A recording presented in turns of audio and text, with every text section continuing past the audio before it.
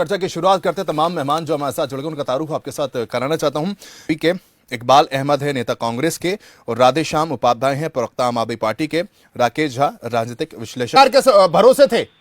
हाँ, हमने 2.5 लाख रोजगार दिया, 2.5 लाख रोजगार दिया। 2.5 लाख रोजगार देने की बात कर रहे हैं राधेश्याम जी, जल्दी से जवाब दीजिए। 2.5 लाख जो रोजगार दिया गया है और आप जो बेरोजगारी का जिक्र कर रहे हैं ग्राउंड पर। प्रवक्ताओं को सुन रहा था, मुझे लग रहा है कि इन दोनों पार्टियों में अहम और वहम बहुत ज्यादा आगे है। मैं देश के प्रधानमंत्री को सुन रहा था कि हम जीत रहे हैं, कांग्रेस के भी कह रहे थे नेता कि हम जीत रहे हैं। मैं पूछना चाहता हूं कि हम जीत तो जाएंगे और हम जीतते आए हैं और जीतेंगे, हारेंगे जो लड़ा नहीं वो हारा नहीं, ये चलेगा सब कुछ।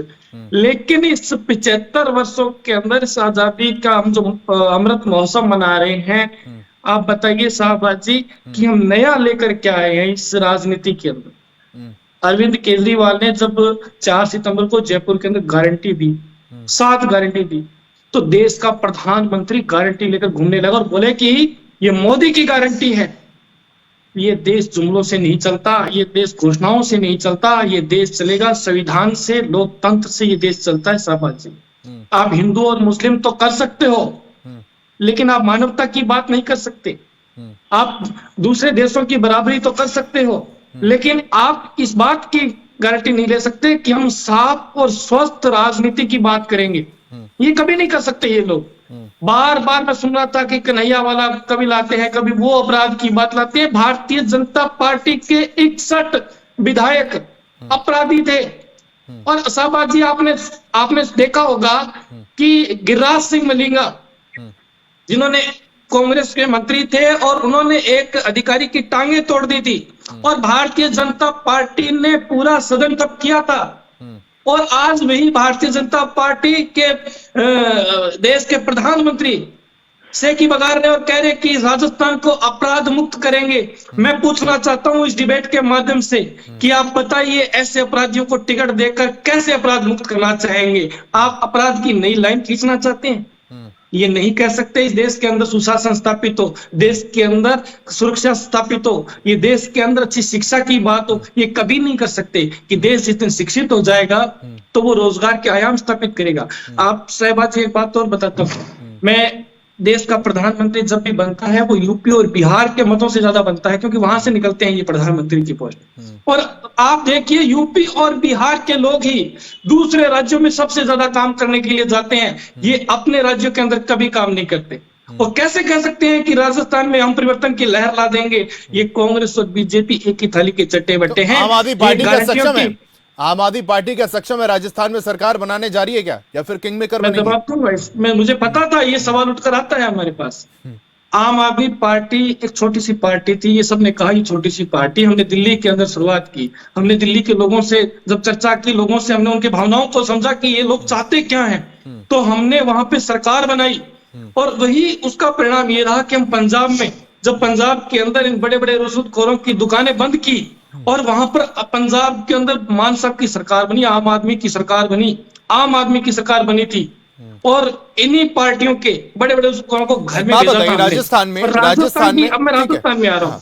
राजस्थान के अंदर बिल्कुल हमने कहा राजस्थान बड़ा क्षेत्र है, हम धनबल से कमजोर के अंदर बिल्कुल हमने कहा राजस्थान बड़ा क्षेत्र है, हम धनबल से कमजोर लोग हैं। हमारे जो स्वास्थ्य की गारंटी या हमारी शिक्षा की गारंटी है, ऐसे मुखियों को ये ईडी का भय दिखाकर उनको जेल में डाल दिया, हमारे नेताओं को अंदर कर दिया। लेकिन फिर भी हमें राजस्थान की जनता जितना मत देगी, हम ये मानेंगे कि हम फिर से अच्छी। देखिए, मैं इसमें कहीं मैं मोदी जी की तरह फेंकता नहीं हूँ, मैं अशोक गहलोत की तरह फेंकता नहीं हूँ। हमने कहा कि हम मजबूती से चुनाव लड़ेंगे। हमारे पास साजो सामान की कमी है, बिल्कुल हमारे पास अच्छे कार्यकर्ता हैं, लेकिन उनके पास धनबल नहीं है। हमने जितने लोगों को टिकटें बांटी, आप देखिएगा कि वो बहुत ही मध्यम घर से लोग हैं। उनके पास इतना सामान नहीं है कि वो बूथों पर जाकर लोगों के लिए धनबल की व्यवस्था कर सके।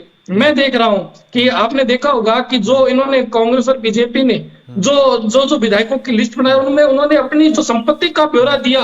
मैं कांग्रेस और बीजेपी के प्रवक्ताओं से पूछना चाहता हूं, वो बताएं कि वो ब्यौरा सही था क्या? 4 बार एमएलए रहने के बाद, वो अपनी संपत्ति, सब बातें सुनिए, वो अपनी संपत्ति का ब्यौरा देते हैं कि हमारे पास 10 लाख रुपए हैं। कृष्ण कुमार जी, ये उतरने वाली बात है।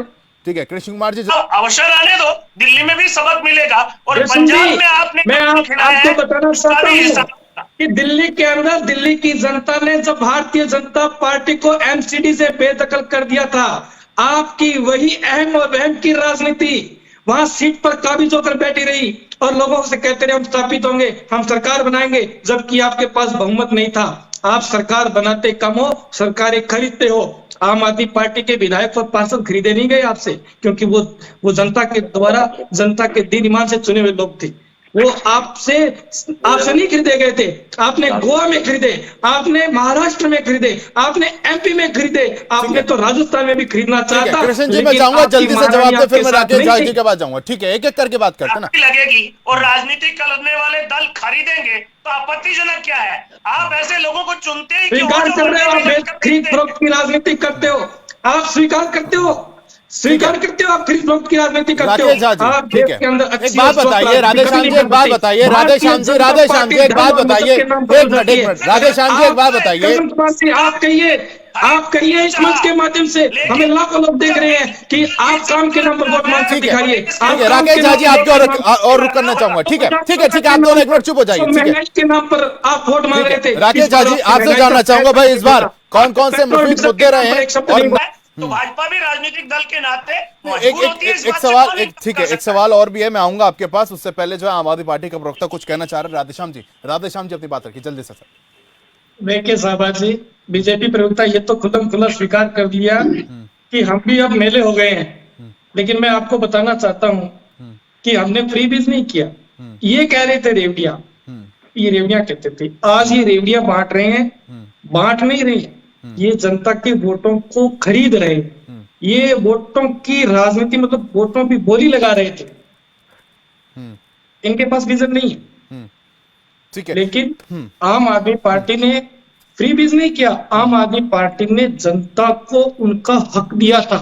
हमने संविधान के अंतर्गत कहा कि जो आदमी सरकार बनाता है, मतदान करता है, वो उस आदमी को वो सुविधा मिलनी चाहिए, उसको अच्छा हॉस्पिटल मिलना चाहिए, उसको अच्छी स्वास्थ्य की योजना मिलनी चाहिए, उसको अच्छी शिक्षा मिलनी चाहिए, ताकि अच्छी शिक्षा मिले तो वो खुद अच्छे रोजगार खुद बना सकता है।